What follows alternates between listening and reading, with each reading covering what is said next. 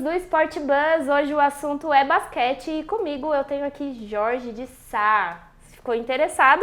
Acompanha, vem pra cá e acompanha que o papo vai ser muito bom. Jorge, primeiro seja bem-vindo aqui ao Sport Buzz. Obrigado. E eu quero saber o que você faz hoje, quem é o Jorge além do sobrenome de Sá? O Jorge ele é ator, apresentador, empresário e eu costumo dizer que eu sou um entusiasta da área do esporte, do entretenimento e da educação. São as ferramentas que eu uso para transformar vidas, para que eu possa viver, prosperar também, contribuindo. Então eu uso essas três ferramentas, o esporte, o entretenimento e a educação. E o esporte que a gente vai falar muito aqui. Exato. Puxando justamente isso para o esporte como uma ferramenta de transformação, eu quero que você fale qual que é o seu sentimento em ajudar jovens fazendo intercâmbio, juntando esse sonho aí de conhecer um outro país com o esporte. Como é esse projeto? Na verdade eu tenho certeza. Todo ser humano ele ia amar ter uma qualidade de vida bacana, poder prosperar sem procurar um emprego. De fato fazendo o que ama. Eu acho que esse é o objetivo final de todo mundo. Acordar, entediado, 6 horas da manhã, 7 horas da manhã, falando, cara, que saco, tem que trabalhar. Não, o objetivo é você fazer com que o trabalho ele seja um trabalho porque é profissional, mas está dentro da sua vida. E podendo ter assessoria através de bolsas acadêmicas e esportivas, eu misturei o trabalho na minha vida. Porque é algo que eu amo, é algo que eu faço. Eu senti essa mesma dor que os jovens aqui brasileiros sentem com falta de oportunidade. Eu fui para os Estados Unidos, mas na época diferente do que muitos pensam, do que a maioria pensa. A minha mãe, naquele momento específico, ela não tinha condições financeiras de bancar o intercâmbio. Eu fui para a rua, trabalhei, me esforcei. Numa época que não tinha Google, e-mail, YouTube, não tinha nada disso. Totalmente do corre, né? Totalmente no corre, não tinha nada disso. Então, foi importante para eu entender assim, cara, é difícil pra caramba, mas se a gente de fato quiser, é possível. Não é impossível. E aí, passados os anos, veio a internet, veio tudo e se tornou mais possível ainda. Então, para mim hoje, poder ser um cara que famílias olham e falam assim, pô, Jorge, obrigado, porque meu filho estava desistindo, e aí a gente achou o seu programa, matriculou nosso filho no seu programa, hoje ele está estudando na Europa, hoje ele está jogando nos Estados Unidos. A gente já teve casos de jovens que chegaram no topo do ranking da FIFA. A gente tem um caso do Fernando Careca, um dos melhores goleiros de futsal do mundo. Ele chegou a ser um dos melhores goleiros de futsal do mundo. E ele fez parte do nosso programa de mentoria, ele não tinha intenção nenhuma de ir para fora do país. Então, poder ter meu nome circulando no sucesso de outras pessoas, poder ter sido a faísca, a ferramenta para outras pessoas, é muito gratificante. E de onde surgiu justamente isso? Você falou, nossa, agora eu vou fazer um projeto aí de intercâmbio. Surgiu da minha frustração de ter largado o basquete. Eu comecei a trabalhar como ator em 2003, graças a Deus dando tudo certo. Fiz Malhação, Páginas da Vida, Em Família, A Lua Me Disse. Fui fazendo novelas atrás de novelas, filmes, teatro, mas ficava aquela coisinha assim, caramba, parei de jogar do nada.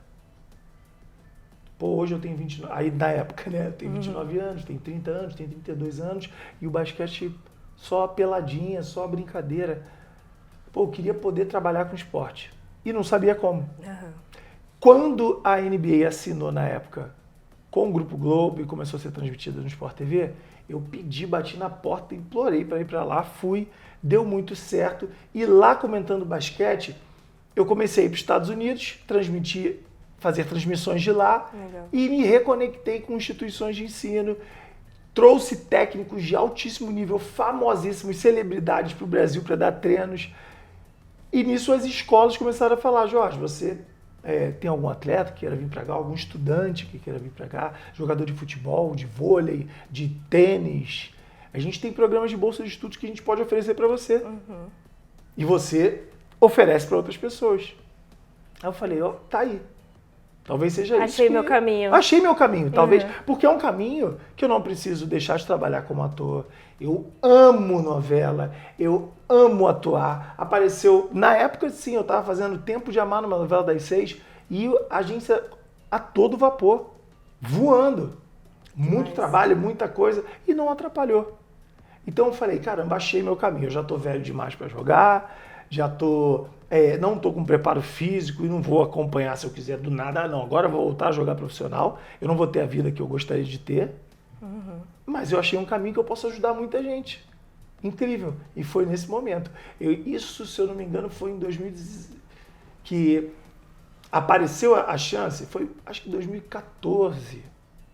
Foi 2014, 2015. Quase 10 anos, hein? Mais ou menos isso, porque eu já tenho esse trabalho há 8 anos.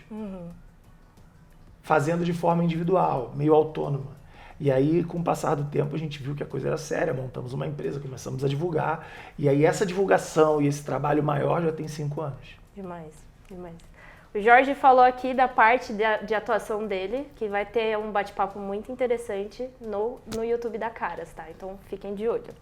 A gente está aqui falando, o nosso foco hoje é basquete. O Jorge falou aí da sua frustração, né? De não ter seguido no basquete. Mas a gente sempre fica, quando tem uma frustração, a gente sempre fica no e se, né? E se eu tivesse conseguido? Eu queria saber, e se você tivesse seguido no basquete, onde você acha que você estaria? O Jorge daquela época, com a mentalidade que tinha naquela época, ele mostrou que não seguiu no basquete. Aquela mentalidade, aquele Jorge ficou mais interessado em festa, balada, amizades, em acordar tarde, em tentar equilibrar tudo junto.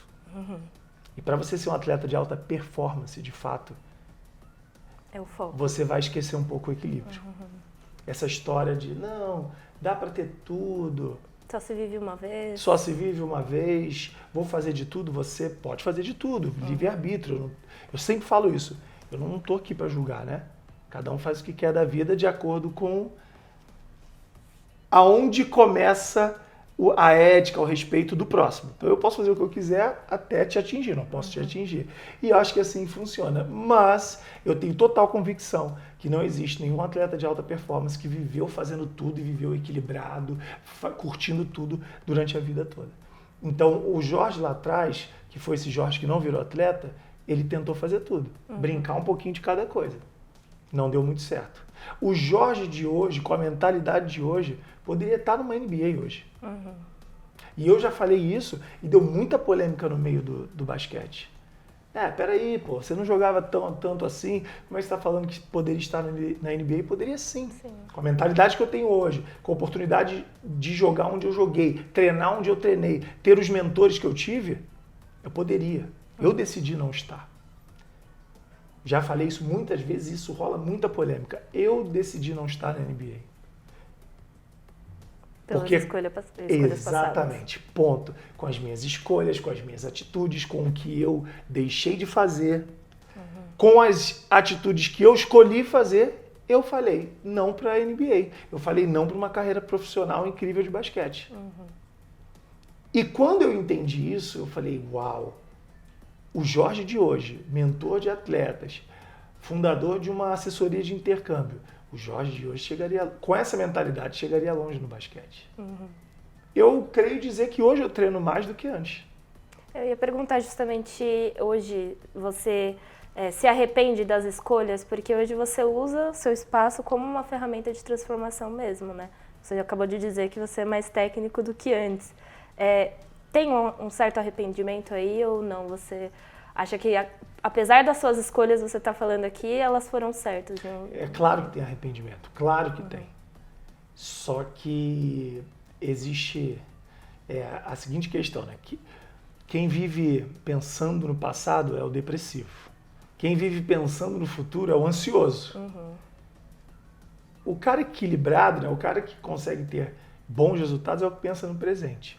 Então, eu me tiro da posição do arrependimento para eu não ficar frustrado, depressivo, pensando no passado. Eu entendo que aquele Jorge, com o que ele sabia, com o que ele tinha estudado, com as informações que ele tinha da vida, ele chegou até aquilo ali. O Jorge hoje vai seguir em frente de outra forma. Né? A gente chega até pontos com que a gente sabe. E a gente só vai chegar mais na frente com o que a gente ainda vai aprender. Então eu acredito que são fases da vida. Eu acredito que era aprendizado. Até 18 anos de idade eu sabia aquilo, eu cheguei ali. Hoje eu estou chegando em outros lugares com o meu novo conhecimento. Minhas novas amizades, relacionamentos, entrevistas, papos, tudo é conhecimento para a gente cada vez crescer mais, né? Demais. Agora vamos falar de basquete.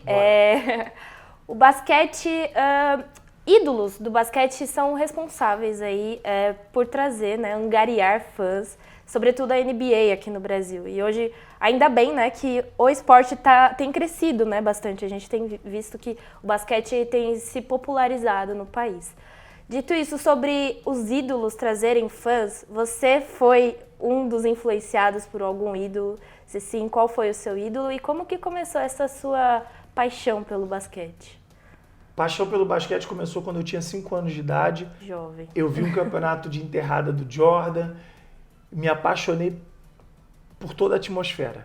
Eu digo até hoje o quão importante é você ter uma cultura instalada num esporte, onde o jovem possa respirar esse esporte, não só na quadra, no campo, na água, seja onde for, mas o jovem possa respirar esse esporte fora.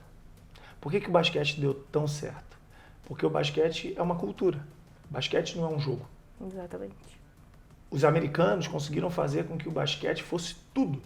Eu chego aqui pensando na roupa que o atleta usou para chegar. É um estilo de vida, né? É um estilo de vida. Eu chego pensando nessa roupa que o atleta usou para chegar num jogo. Aí você pensa na forma de andar, na música de ouvir, qual é a faixa que você vai usar, elástico, acessórios, tênis, como você vai se comportar, as gírias. Então, isso é incrível. E eu fui envolvido pelo basquete por causa da cultura. Eu olhei o campeonato de enterrada, com aquela luz, aquele ginásio, aquelas pessoas vibrantes, toda aquela estrutura, aquela tecnologia. Eu falei, pô, eu quero isso pra mim. Demais. Tenho 5 anos de idade, eu vou tentar esse negócio aí, isso aí é incrível. Então foi aí que minha paixão surgiu. E eu sempre fui um cara de muita atitude, eu sempre busquei saber muito bem quem eu sou e acreditar no que Deus tem para mim, não no que o homem diz. Então eu me conecto com pessoas de atitude. Então 2 caras que foram mentores e que são ídolos, um é o Kobe Bryant, pela atitude dele, pelo estilo dele, por tudo que ele fez no basquete, pelo plano de ação que ele tinha para a vida dele. E o Oscar Schmidt, porque é constrangedora a resiliência e a disciplina do Oscar. Para vencer um jogo, para vencer um câncer, para tudo. É um cara que, se você pegar a ética comportamental dele para se tornar o maior cestinha do mundo, o maior arremessador do mundo, qualquer pessoa de qualquer profissão vai se constranger.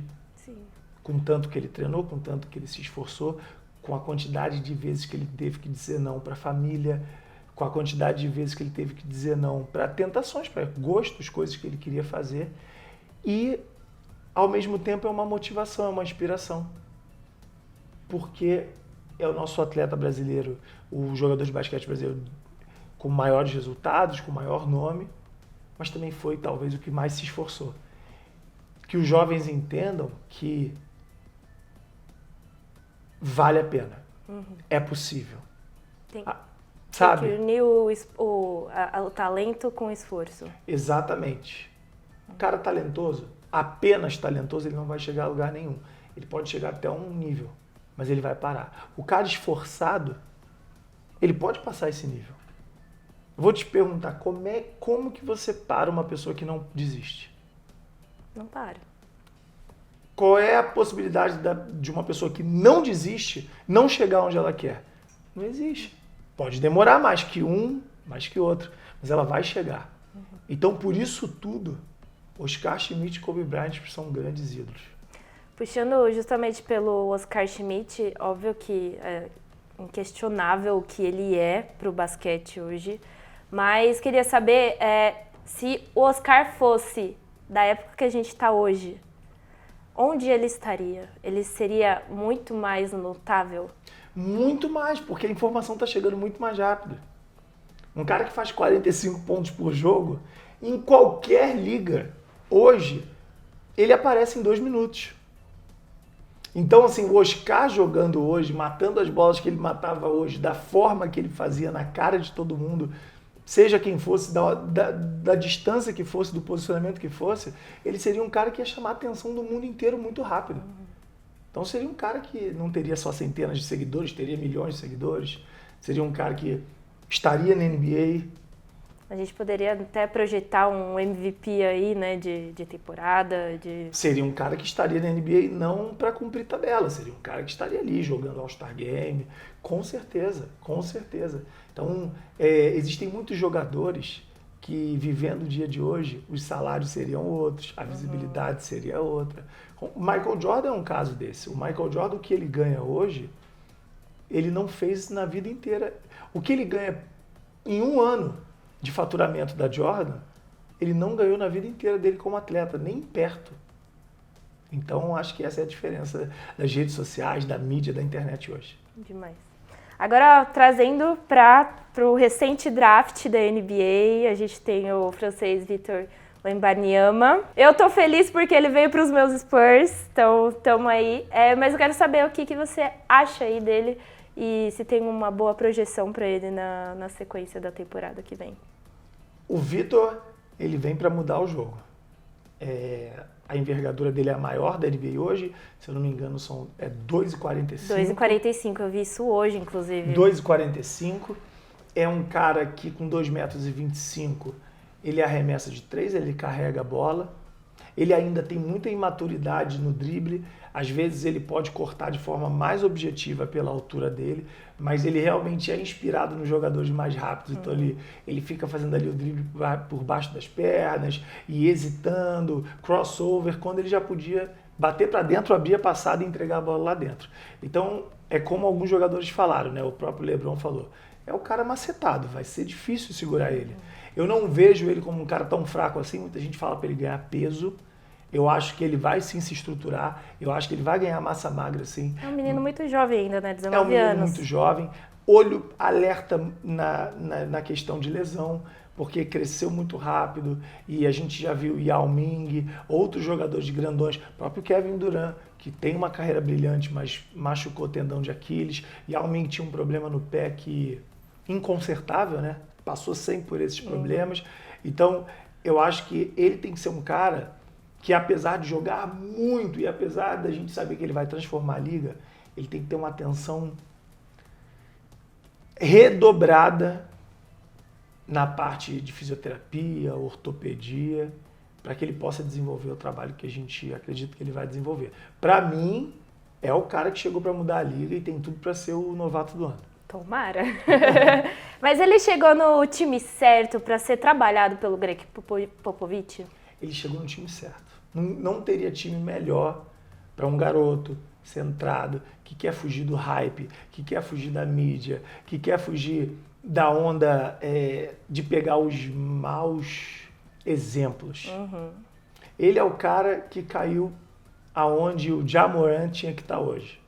Greg Popovich, uma franquia conservadora, fora de todo esse hype, uma franquia que não tem um cara andando com dente de ouro e pá, e gosta de sair pra balada, beber, não sei o quê. Nada contra o dente de ouro, tá? Até brincava, até usava, nos Estados Unidos eu até usava, que eu acho mó marra. Mas eu tô falando assim, o Victor, ele tá numa franquia que ele vai ter um hábito e um cotidiano muito centrado, muito focado, muito calmo. Achei super legal que ele foi jantar com Sean Elliott, Manu Ginobili, Tim Duncan, David Robinson, todos esses caras. Então ele vai estar cercado das pessoas certas. Isso também é um ponto positivo para quem torce para que ele, como você, para que ele seja o novato do ano e consiga levar os Spurs bem à frente. Boa. E você acredita que ele possa chegar num nível aí de Nikola Jokic, que foi o atual... Ele é o atual campeão, né? Acabou de ser MVP das finais. Acredito completamente. Completamente. Eu não tenho dúvidas que o Vitor, ele chega para ser um novo Jokic, tecnicamente totalmente diferente, mas os dois muito inteligentes, né? O QI do esporte deles é muito grande. O Jokic ainda mais inteligente pela maturidade, chegou na NBA e foi em 2014, né? Muita gente pensa assim, pô, o Jokic chegou ontem. Não, já está há um tempo. Ele já está há um tempo. Então, o tempo, a paciência que o Denver teve com ele, ele sempre jogou bem, mas o Denver acreditar nele, sustentar ele, foi muito bom. Acho que o Vitor, seguindo esse caminho que a gente já conversou aqui, ele tem tudo para passar o Jokic, ele tem tudo para ser um dos melhores jogadores de todos os tempos. Sobre o Jokic também é legal, além da paciência que o Denver teve com ele, que ele teve com o Denver também, né? Porque ele poderia ter trocado de time e seguiu. E eu acho que é uma história aí que se completou de um jeito muito bonito, né? Eles formaram um projeto, uma ideia, e tanto Denver quanto ele, né, o coach Mike Malone, todos apostaram nessa ideia e não abriram mão. Não abriram mão de troca, de pegar outros draft picks e tentar renovar o time. Não, eles seguiram ali no projeto que estava sendo já combinado. Puxando para isso, o Denver mereceu o título da temporada? Mereceu, não teve jeito. Ninguém jogou mais que o Denver. E foi incontestável, né, do início ao fim. Então eu até brinquei, fiz um post na internet falando, pô, o Lakers vai ser campeão, que é o time que eu sou, Lakers, mas eu sabia que o Denver estava jogando muito. O Lakers com o Anthony Davis novamente ganhando uma consistência pós-lesão, aí daqui a pouco acontece alguma coisa. O LeBron também jogou machucado. Então é um cara que hoje ele agora precisa que o time jogue para ele ter esse destaque absurdo que ele tem. Então eu acho que o time do Lakers não estava preparado de fato para derrotar o Denver. E o Denver jogando muito, foi passando por cima de todo mundo. De um lado a gente teve o Denver aí, o líder da conferência, e do outro a gente teve o Milwaukee. Você acha que os Bucks aí decepcionaram na temporada? Mais uma vez, porque acredito eu que a gente já teve umas 3 ou 4 temporadas vendo o Milwaukee e acreditando no sucesso do Milwaukee. Mas não acho que é um time super encaixado.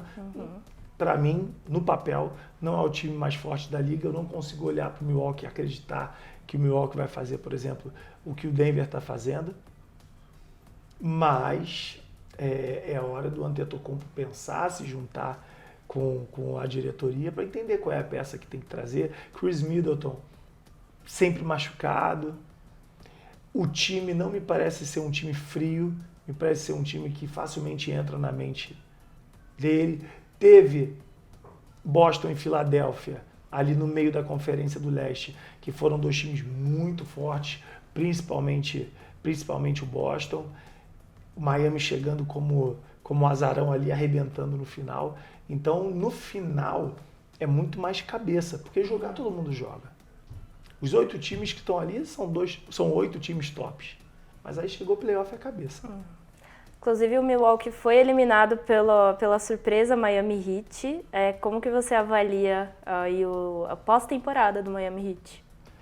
Parece que o Jimmy Butler e parece que o time do Miami eles se guardam para playoff. Eles estão muito mais na frente em frieza. O Miami, além de jogar muito, teve um Jimmy Butler completamente diferente, jogando muito mais do que jogou na temporada regular. O Milwaukee com os problemas de contusão e a parte mental muito fraca. O Antetokounmpo se emocionando demais, querendo às vezes resolver. E o basquete tem essa coisa, né? O basquete é muito ingrato. Quanto mais você pensa no erro, mais você erra.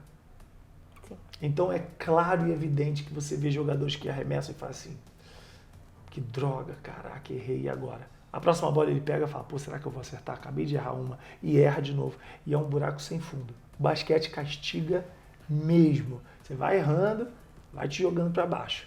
A não ser que você tome a decisão de esquecer aquele erro e fale, não, esse aqui é um novo arremesso, esse aqui é uma nova infiltração, esse é um novo drible, esquecer o passado, porque o basquete ele tem isso.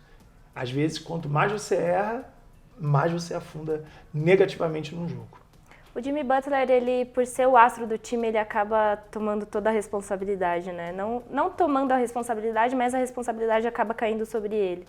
Como que você avaliou as finais dele, né? A gente já puxando aí para as finais contra o Denver, se ele fez além do esperado ou se ele faltou um pouco ali em ser decisivo. Não, o Denver depois marcou muito, ficou difícil para ele.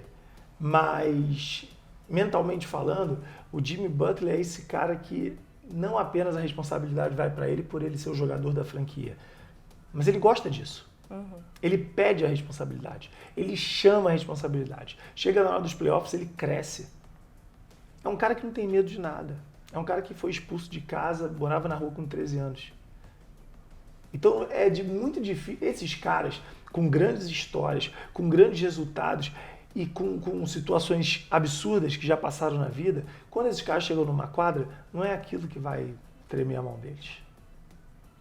O Jimmy é um caso assim. O Jimmy é total superação absurda, né? Superação, não, cara, que foi rejeitado pelo orfanato, foi rejeitado pela casa dele, a mãe dele mandou ele sair de casa.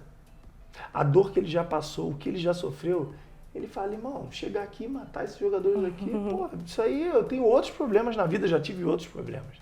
E qual é a sua projeção para a próxima temporada aí? Quem chega forte para brigar pelo título? O Denver de novo. Eu acredito na troca do Boston, acho que tecnicamente pode ser uma troca que pode funcionar. Mentalmente eu quero entender como que torcida, jogadores dentro do Boston vão lidar com a saída do Marcus Smart, porque era um cara que era adorado, era um cara que ele mesmo falou que ficou chocado. Então, entender se isso vai pesar, porque ele era o líder ali do grupo, ele era o cara que sustentava todo mundo quando estava todo mundo desmoronando por alguma situação ruim no jogo. Então, eu acho que o Boston aí perde muito. Eu não vejo um líder ali assim. Então, é possível que a gente veja um time estremecendo e ser o Boston. O Denver, para mim, vai continuar igual. Eu sou um cara que eu não acredito muito nesses super times e eu acho que o Kevin Durant, Bradley Beal e Devin Booker, eles têm estilo de jogo igual, que é o estilo de isolar. Todos eles jogam botando a bola debaixo do braço, chamando num contra um. Só que tem 3 jogadores fazendo a mesma coisa. A gente não está falando de um jogador que arrebenta no trabalho de perna no garrafão, de um jogador que só chuta em movimento sem driblar a bola e de um jogador que joga mais num contra um. A gente está falando de 3 jogadores que gostam de jogar num contra um. Então, não sei exatamente até onde essa equipe do Phoenix pode chegar, porque eu não acredito que seja assim, troca certa, agora o Phoenix vai arrebentar, porque os jogadores jogam muito iguais. E a gente ainda tem Miami, tem que esperar, porque tem o Damian Lillard negociando com o Miami, vai, não vai.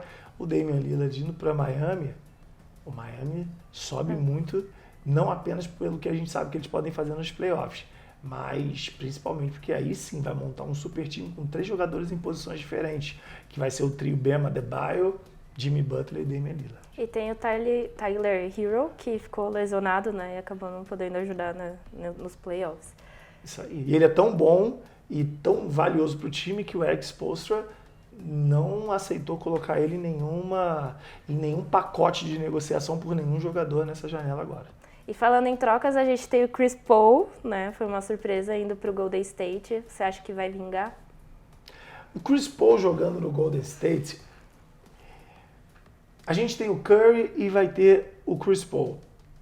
Eu gostei da troca porque é um jogador mais de cabeça, é um jogador que pode fazer o time girar, é um jogador cada vez mais generoso devido à idade dele. Só que eu acredito que falta um pontuador ali. Se o Andrew Wiggins, que é um cara muito instável, um dia joga muito bem, outro dia joga muito mal, um dia faz 30 pontos, outro dia faz 0, se ele manter uma estabilidade de 15, 18 pontos por jogo, com o Chris Paul armando, o Curry, Klay Thompson fazendo o que já sabem fazer, eu acho que é um time que vem para se classificar fácil para os playoffs e brigar. Tem que entender a posição do Draymond Green, né? Draymond Green, por exemplo, em 2020 falou que odiava Chris Paul, não tinha boa relação com ele, não falava com ele fora da quadra, mas era um cara muito inteligente. Vamos ver como é que eles vão jogar juntos. Draymond Green sempre muito polêmico, né? Sempre. Se não for assim, não é ele. Não é ele. E agora falando um pouco aí do basquete brasileiro pra gente finalizar aqui a nossa conversa, como que você avalia o cenário do basquete nacional? O basquete nacional, por falta de vitórias, tem a questão do marketing, né? Tudo é investimento. Então precisa-se de uma força. A gente vê o campeonato da NBB cada vez mais crescendo. A gente vê os times grandes aos poucos voltando a investir em ter times. Isso é fundamental para que a gente tenha mais torcida. Tendo mais torcida tem mais alcance. Tendo mais alcance tem mais atenção. Tendo mais atenção tem mais dinheiro. E é necessário dinheiro para investir no nosso basquete, para investir no nosso futuro. Então eu acho que por esse lado o caminho está certo. O lado que eu discordo muito, e para mim é o lado que mata o basquete brasileiro, é o lado da quantidade de estrangeiros. Aconteceu na minha época, eu sou de 1984, aconteceu na minha época e eu vejo acontecendo até hoje. Quando aquele jovem, a estrela juvenil, ela bate a idade juvenil, quando é o momento dela jogar no profissional, vão lá e trazem um americano da mesma posição. E o jovem acaba indo pra Europa, por exemplo, também, né? Ou às vezes não vai para lugar nenhum. Tem muitos que param. Tem muitos que não jogam em lugar nenhum. Então, quanto mais estrangeiro traz, mais força o basquete perde. E para a gente poder ter mais resultados, a gente precisa de mais jogadores da base, para testar. A gente vê que tem jogadores que estão há quantos anos na seleção? E uma seleção que não teve resultado. Jogadores incríveis. A gente olha, teve uma seleção do Brasil que você olhava, era Alex, Brabo, Leandrinho, Thiago Splitter, Varejão, Nenê, Marcelo Huertas, Raulzinho, Felício. Você fala, cara, que seleção absurda. Com muitos campeões da NBA. Muitos, os próprios americanos falavam, pô, a seleção do Brasil, seleção de respeito.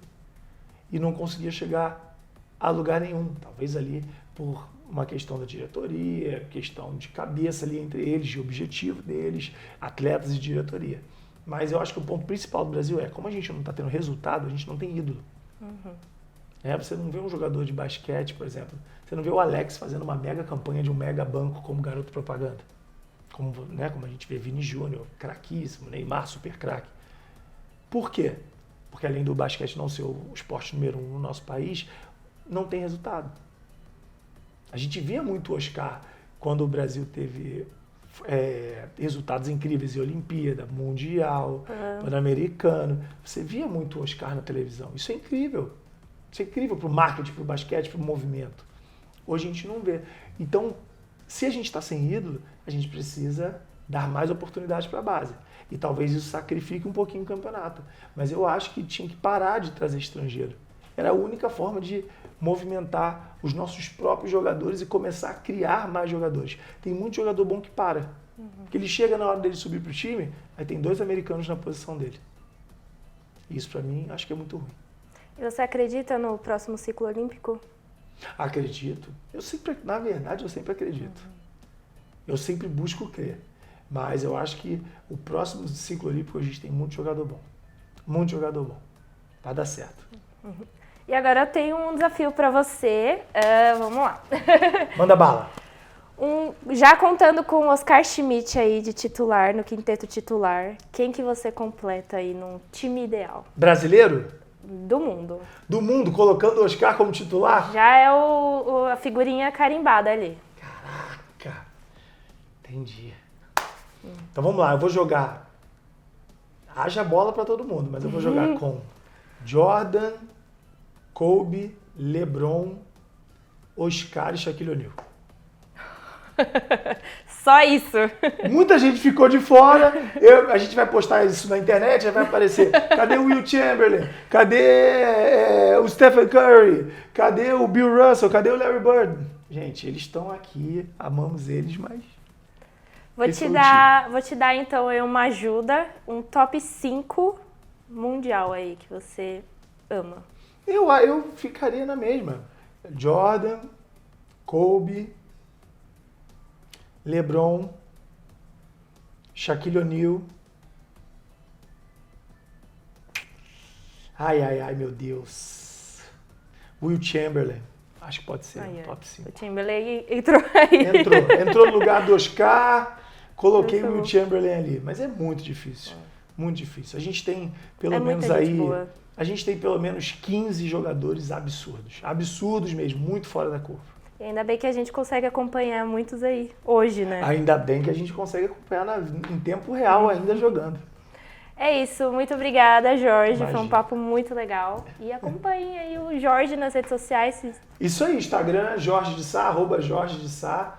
Eu tô sempre falando dos meus projetos lá. Você que é jovem, estudante, atleta, ou pai que está vendo essa entrevista, eu tenho uma assessoria através de bolsas acadêmicas esportivas. A gente prepara o jovem e aplica ele para fora do país, traz proposta de bolsa sem esquecer da preparação.